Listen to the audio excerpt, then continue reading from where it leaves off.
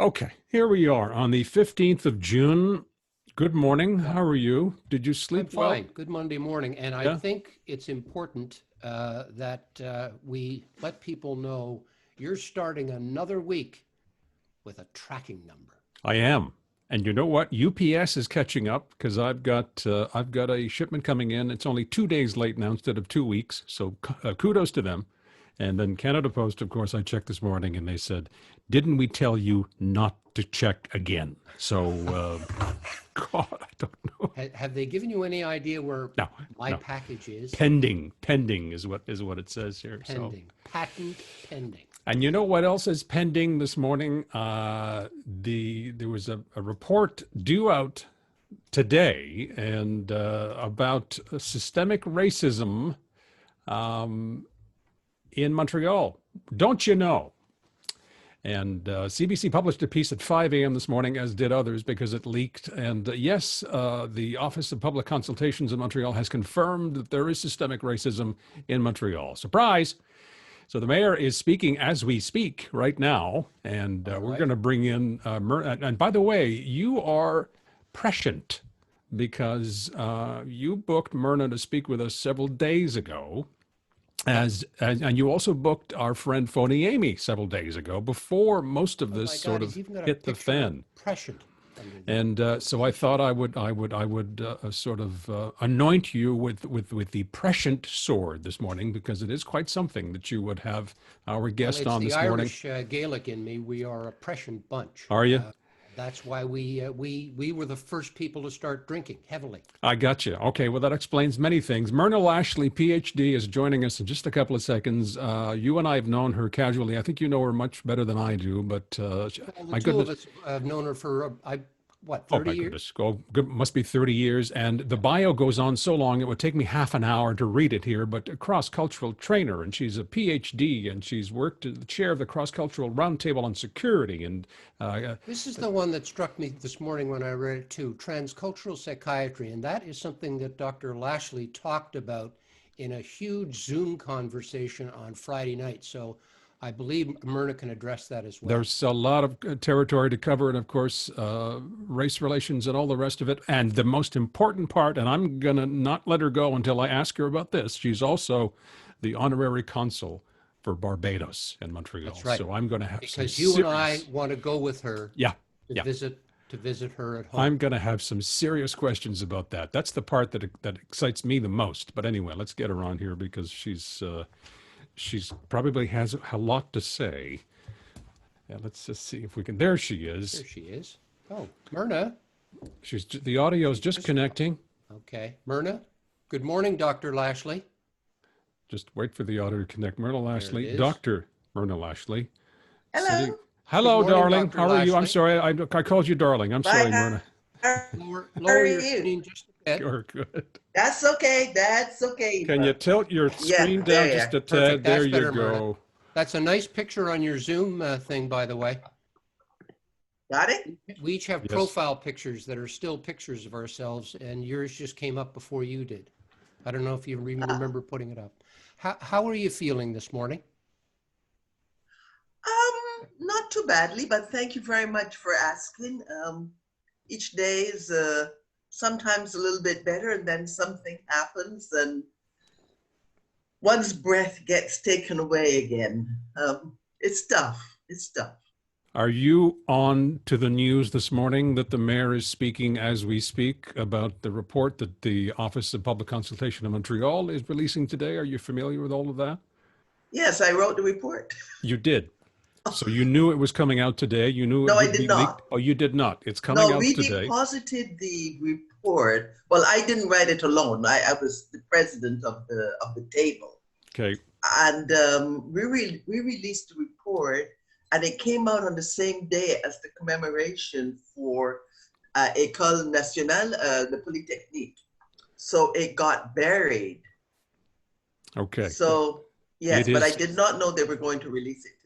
It was the news outlet CBC, La Presse, and others got wind of most of the contents, and at 5 a.m. this morning they were publishing, and the mayor is speaking as we speak, and she is Yes. acknowledging that something needs to be done. This is so redundant and so old news, is it not, Myrna? Because didn't many of us know all of this existed long, long ago? We knew it existed, and people kept making excuses and saying maybe you've got a chip on your shoulder or you're misinterpreting the data. And so we keep having report after report after report. And each report augments the last one, but nothing changes, or they make little cosmetic tweaks to it. I don't think they can do cosmetics anymore. I think we're beyond the cosmetics now. I think the death of Mr. Floyd in Minneapolis has taken us beyond cosmetics, because I don't think people will go back to what was. Well, it was Why, Joe why Biden. has it been so cosmetic, or Myrna, why has it been so cosmetic or ignored? You and I talk about this many times. I Yes. don't know how many reports and committees you've been on and discussed, Hmm. and nothing's done. Why? I mean, does it take the Floyd George match to light things finally? Why would this not? Unfortunately, I think the one answer is in the affirmative to that.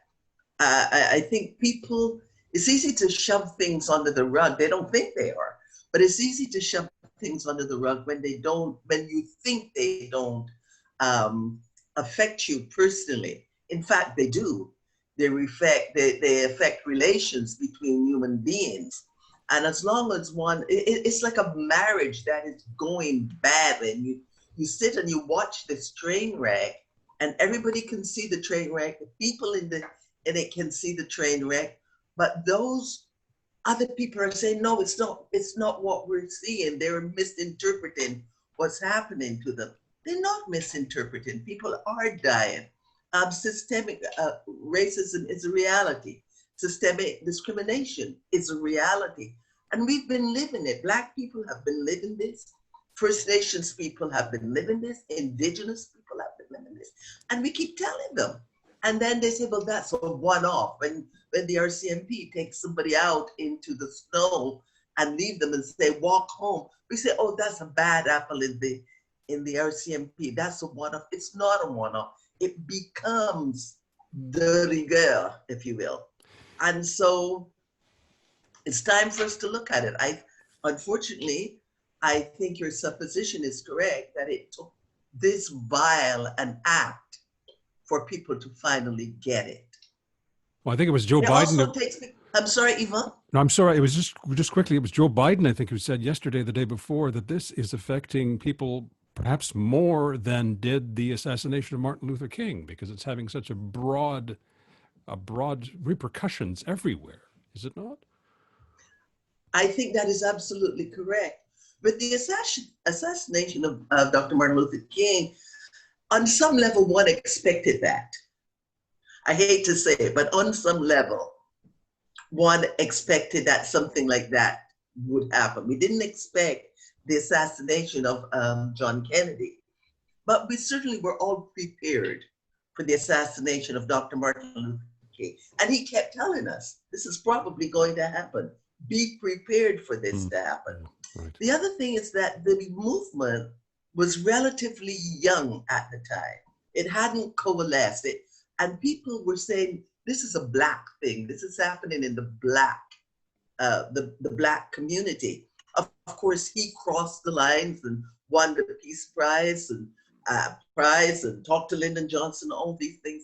But it was still primarily a Black thing.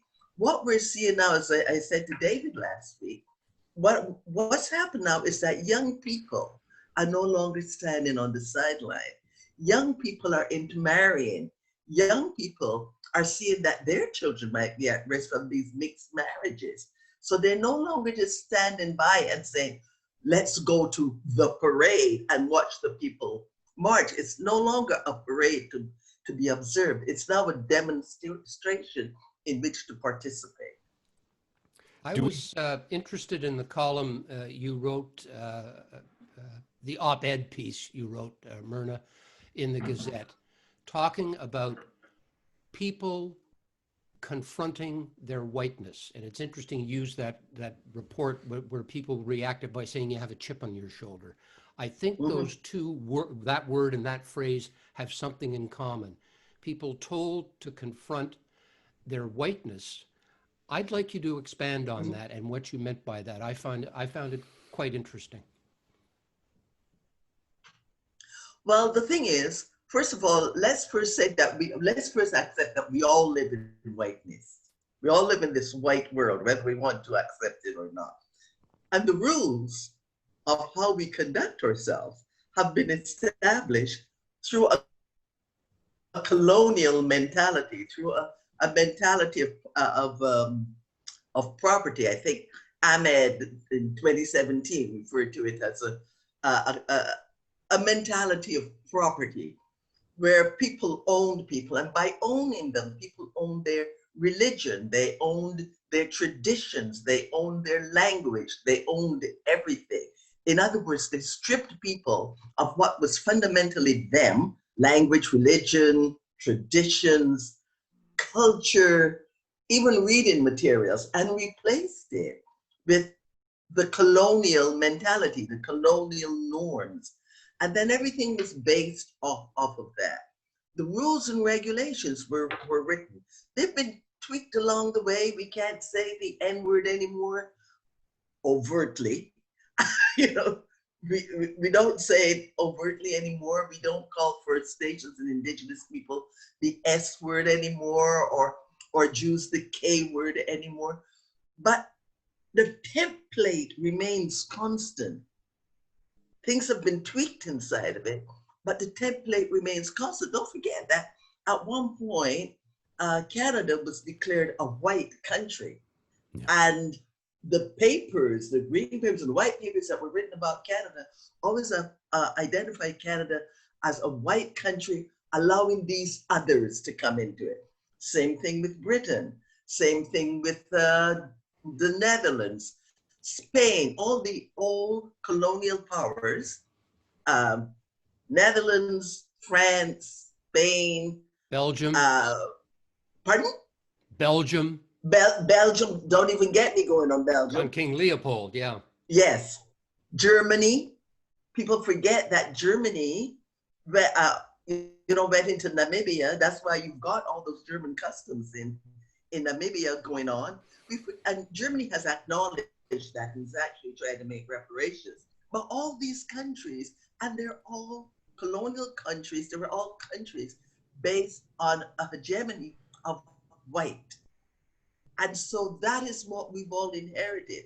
So if we can't accept that, if we can't accept that we live in a sea of whiteness and what that means, because for some people, whiteness bestows benefits.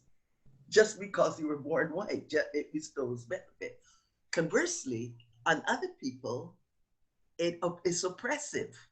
So if we can't confront that, if we can't look at it and say, what have I gained simply by having been born white?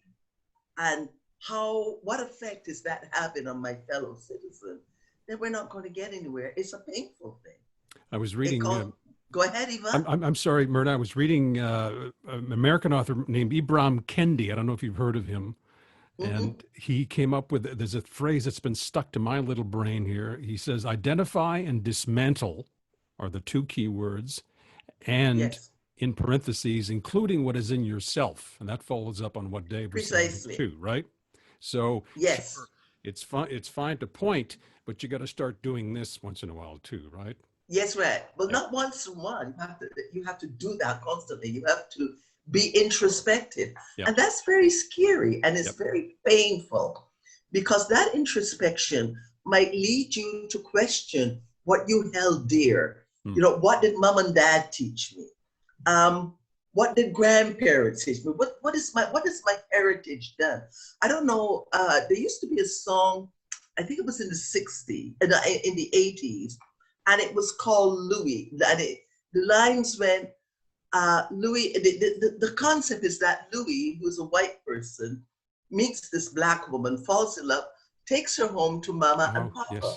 Yes, right. Do you remember that? Yes, they had a terrible fight. Yes. Because Louis, Louis did not realize that his parents were racist, and it was a big shock to him to have to deal with that. That's what confrontation does. That's what that introspection does. I don't think I You knew might what that find song was out, about but until now. I don't think I knew that's what that song was about until this very moment, Myrna. I'm sorry. oh, I just Yeah. realized that. Wow. Well, a yeah, lot of us don't realize stuff until all of a sudden it's pointed out to us that, oh, wait a minute, Yeah. that's what it really Yeah. meant. Yeah. I Or hadn't thought of it. where have I been all You this have time? had to Yeah. think about it all your life. Yeah. all my life. The Yeah. minute I remember crying when I first heard that song, Wow. because as you know, Renat, my daughter's father, my first husband, was a white gentleman, God rest his soul. And he had to fight his family. Now, he was born in 1925. He was 20 years older than I was when we met. So he was born at a time when the white hegemony was extremely strong.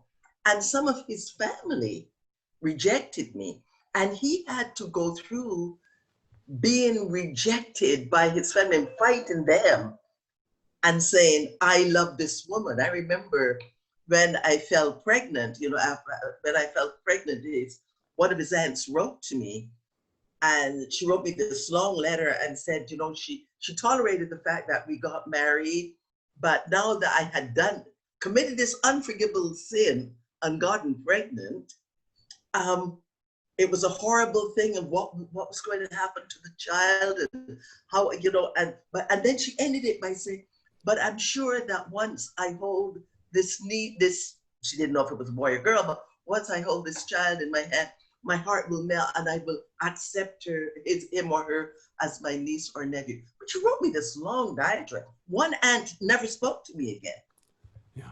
One aunt never spoke to me, and he had to say to me, his mom at the point was going through dementia. And he said, if she knew who you were, if she could really understand who you were, she would not speak to you.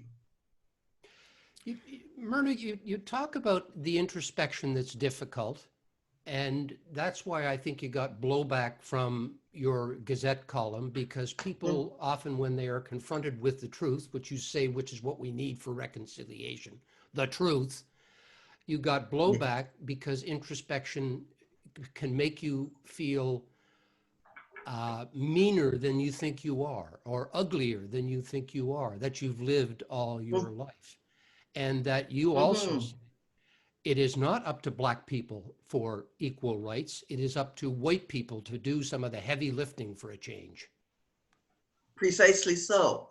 Racism is not a problem for Black people.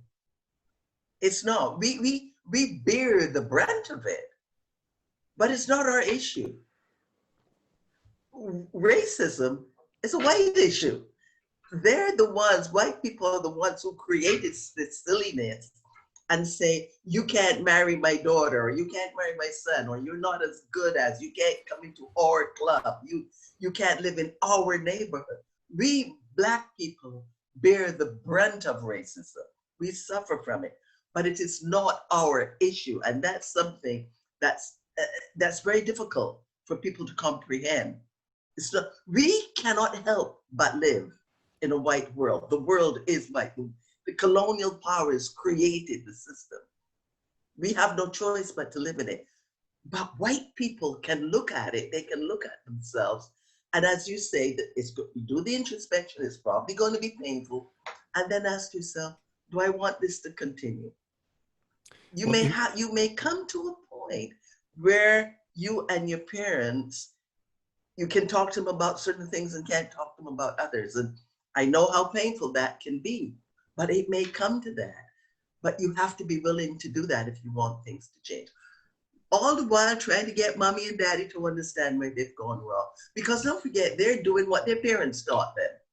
And their grandparents did what was expected. And so I don't hate them.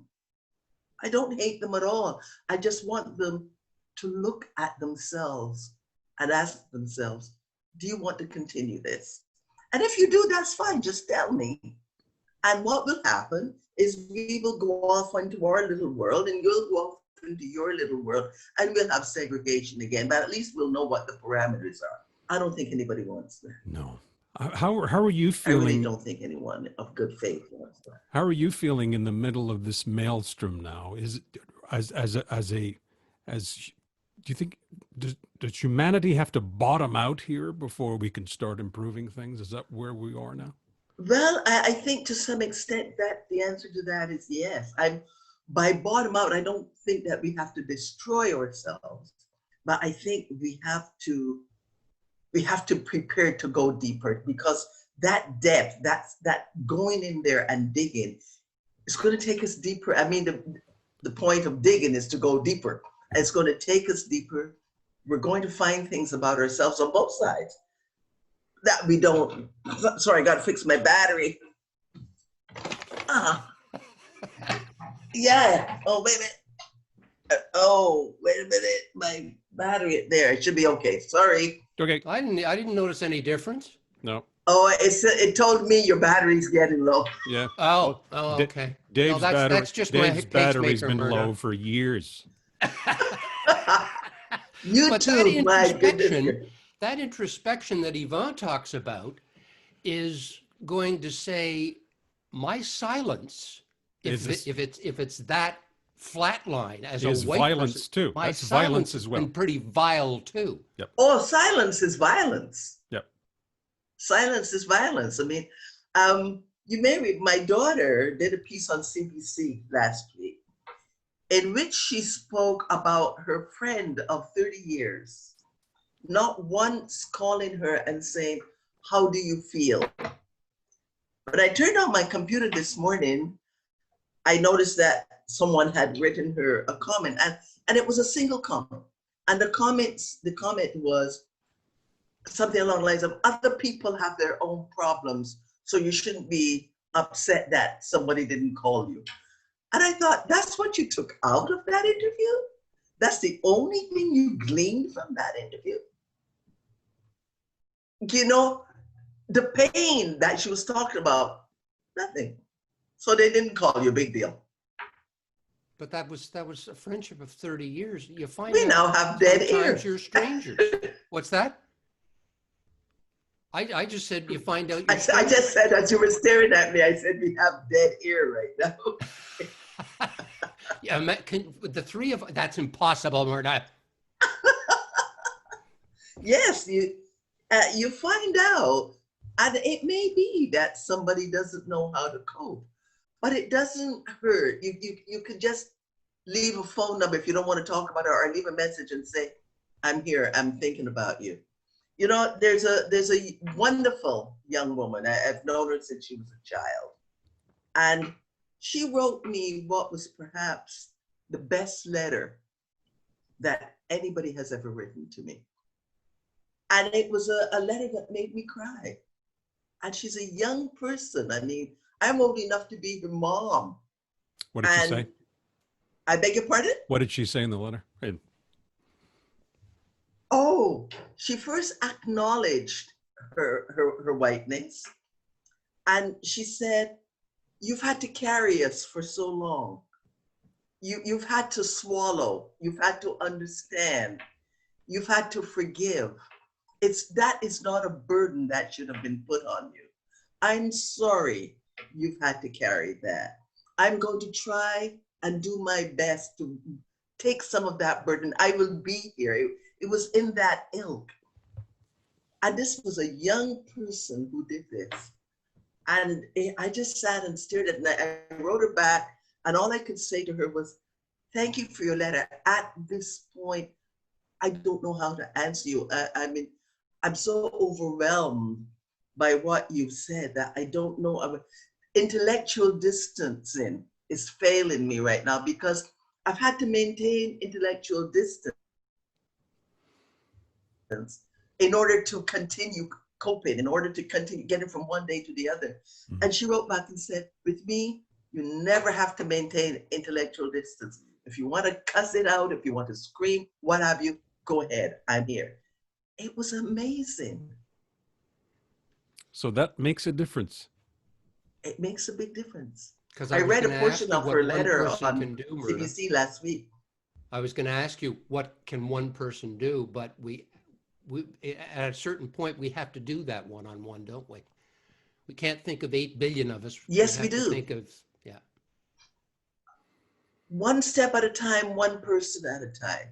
I look at all the wonderful people out there marching, and I say to myself, I hope that for the majority of you, this is something that you've internalized, that you see the wrong and you want to make it right. You want to fix it. You want to tear down those structures. But then there are going to be others who are on a bandwagon. You know, I watch companies now, and a classic example, Band-Aid. How many times have you heard me talk, Dave, and say, can't even get a bloody Band-Aid that matches your skin, and they're always talking about skin-colored Band-Aid, just to show you how systemic racism. They were called skin-colored, that's right. It's Yeah. it's in the whiteness. It's a skin-colored Band-Aid. And so I've been complaining about this for years, even to the point where I've smiled if I've been over at your house and I cut myself and I've said to Betsy, you got any skin-colored Band-Aid around, you know, and we laughed about it. But it also came from a place of pain. Yeah. Now, 3 days ago, Johnson & Johnson came out with skin-colored Band-Aid, and it's in several shades of black, several shades of brown and black. All of a sudden, now surprise. that the winds of change are blowing, all of a sudden they're thinking, oh, we better acquiesce to this request that has been going on for 50 years. Commerce against commerce against racism. It's interesting, Myrna, that you would put these two together, because you talk about the young woman making that gesture because she loves you. Yes. And then you talk about the skin-colored Band-Aids. It takes one thing to move it forward, but you've had the one thing 100 times in many different ways, like Band-Aids, like hair color, like all. Pull it back. It's not just somebody whacking buying lipstick. On the head. I'm sorry? Buying lipstick, buying makeup. You couldn't buy makeup for black skin. You couldn't go to the Bay or Eaton's or Simpsons, and they would tell you, we don't carry it. So when they put the makeup on, like if I was doing, I remember doing a video for the city of Montreal a few years ago, and I said to the lady, do you know how to do black makeup? Yeah. She did the makeup, and after it, because it turns on us, and it looked to me comme j'étais dans mon cercueil, you know? I looked like I was in my coffin, because it went that hasty white. And I said to the city, I will not sign for you to release that video. It's horrible. And because everything was based on white. You try to get a lipstick, you couldn't. You had to buy a color that was for white folk. And the thing is, it's not the same thing. And then in the few stores that had it, you had to pay a premium. They said it was a special order. Try to find a black Santa Claus. You know, you've got a child and you want your child to see that the objects in the world reflect him or her, the things we revere. You couldn't get a black Santa Claus. Well, I remember when I was working at the Children's, I started having Santa Claus at Christmas. And I had a large black gentleman, very tall, big black gentleman who played Santa Claus. Someone complained and said that I was being subversive. Thank God the executive director said, yeah, well, we're going to continue being subversive. We're going to keep doing this, and he's going to be Santa Claus. But we got complaints about that. Someone said to me, okay, if you're going to have your black Santa Claus, don't touch Jesus. Because we live in, I say that every single day. Don't touch Jesus. Myrna. Don't touch Jesus. Myrna. But we live in a white world. Yes, Eva. Is it possible for you now? Eva. Is it possible for you to put the cynicism aside And emotionally now, where are you? How are you feeling? Does it change day to day? Are you encouraged one day and then sad the next? Do you see the glass a little bit half full, or is it half empty still in your life right now? I I refuse to see it as half empty. I see it as half full. And I'll tell you why I see it as half full. I see it as half full because of the youth, because of young people. Young people, as I said, are intermarrying. Young people are going against the wishes of their parents and grandparents who said, stay in your lane and only marry your own kind. Right. They're going to school, they're making friends, they're walking arm in arm. I'm seeing a lot of mixed race babies. You know, Chinese and Black and French and English and First Nation, Maritimes, Mi'kmaq, and Black people have been natural friends for a long time. I'm seeing more and more of that, and that gives me hope. Okay, it gives me hope. that's what And I that that's what I young needed to lady hear. I I told need you to hear about. that from you. I'm Yeah, just thinking we to get need to to the keep real striving. politics. Yes, David? Sorry for interrupting, Myrna. I still get to the real politic here because on a person-to-person level, we see hope. We see bullshit too. But when you've got the mayor finally coming out with another report on systemic racism, Yeah. but you have a premier who says there is no systemic racism, or I have to say that because my political base won't believe it. Mm-hmm. How do you deal with that in the real politic of any given political cycle within the province when you have a premier who won't recognize it? I sometimes think he doesn't know what systemic racism is because he keeps saying we don't have any policies written down. There's not a book of policies that say Well, he's thou got Bill shalt not do it. C-21, I'll tell you that. Yes, exactly. But the other thing about it, you know, I'm very hurt by what he said because when he said there's racism, we mustn't upset Quebecers. Well, am I not a Quebecer? Is it okay to upset Black Quebecers, but not white Quebecers? Yeah, and all three of us knew what he meant by Quebecers. Of course when he we was did. talking that way. Exactly. I'm trying not to say that, but just to say Quebecers. Who is this? Who are these Quebecers you're talking about? And are you saying that some Quebecers are expendable and others are not? Well, then if that is what you're saying, how do I feel at peace here? How do I feel at home? How do I step out of my door without having to put on what Frantz Fanon called a mask? How do I step out of the door without wearing that mask? How do I let my guard down? Because I don't know if one of the people I meet in the street, one of the people you're trying to protect, how do I know that they're not a villain who's going to attack me because you've said to them, I am not a Quebecan? You know, I mean, all these things are interwoven and words have consequences. Yes, Well, I mean, he may be assumes also surprised that by the that Quebecers will now be allowed to sit and comfortably sit in their prejudices. If it's the Precisely. Quebecers he means, he's assuming that. Yes. but Yes. he may be surprised by the strength of this undertow. I think that's what I'm hoping. Well, I hope so. I will think happen. so. Yep. People are pushing back. I think so. Myrna, We're people of a certain age, Yes. and we're not getting any younger. That's We're a not? fact. No. That is damn. a Damn. fact, Lashley. Damn you, Monstetter. All right, we let's start the tape. All right, one more thing, Myrna. I just Please. want to ask Myrna, will there be a time when you, Yvonne, and me just sit around and talk about the fact that both of you like vodka martinis, and that is wrong, It's wrong, and I'm a gin man. I have one more thing, Myrna, to ask you. Are you still the honorary consul for Barbados? Yes, I am. Okay. Do you carry a scepter around? Do you kind of walk into the grocery store with a cape and a scepter? More and like say, a bottle of rum. I say, flying fish for everyone. Yeah. Flying fish for everyone. Absolutely.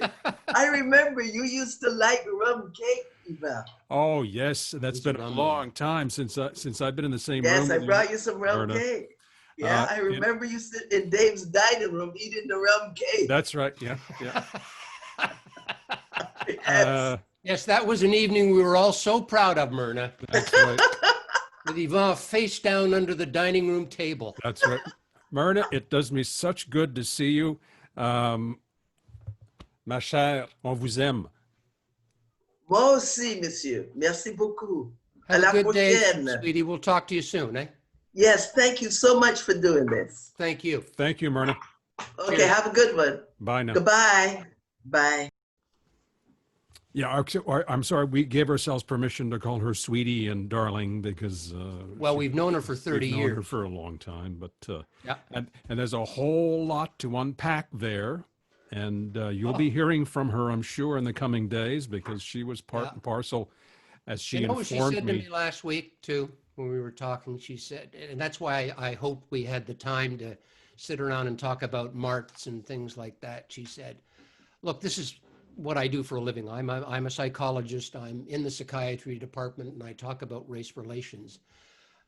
But ultimately, we're all human beings. I'd like to sit around and talk about art, a martini, just, something other than better race relationships. She says it's tiring. Oh, It's I'm sure very, it very is. tiring. And she will be tired in the coming days because her phone's going to be ringing right about now in the wake of the release of this report, which is due out later today, even though the mayor is addressing it before it appears because they can see the writing on the wall. They've been able to see the writing on the wall for decades. Well, still, is it still 2% of the civil service in Montreal is of people who are not francophones, let alone people of color? It's the same in Quebec. The SPVV, I haven't heard anything from the chief for the cops. No. And I'm wondering, is Legault speaking this afternoon as he usually does? I or don't later know. this morning? I don't. He was on with Paul Arcand this morning, and Arcand asked him about that, knowing, again, as I mentioned at 5 a.m., they're already breaking the news, and he was saying, look, it's there, it's on paper again. And Legault refused to use the word systemic. He doesn't want to acknowledge that. So you can expect him to be questioned on And that's, that. I find that cowardly. It is, but it's populist politics is what it is. It's cowardly because he's thinking of his political base. And Of course he is. Of course he is. said, we are Quebecers too. That's where the rubber meets the road, and you know that as well as I do. He knows that we know that he knows as well. But I think, just getting back to my point, and I think I'm hoping that the undertow here of what many different dynamics are at work here. Not just this; it's the aftermath. Well, no, I can't call it the aftermath of the pandemic. We're still in the midst of it, but all sorts of things are going to come and reshape the real politic, as you call it here in Quebec, one way or the other. I mean, you as Myrna mentioned, you've got Indigenous people at 40 below zero, and Western would get driving people out to the edge of town and saying, "Okay, make your way home." I don't think There's a lot to. Charles Blau in the New York Times said this thing is a hydra.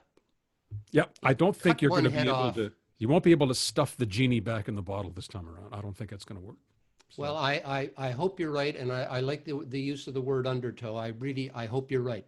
that's what I'm counting on. And again, I'm so naive now that I need someone to say, yes, there has been some progress in some areas, but what I was suggesting to Myrna is that we have to scrape up that crap and fling it at each other It's before awful things stuff. start to change. Yeah. So, Yeah. okay.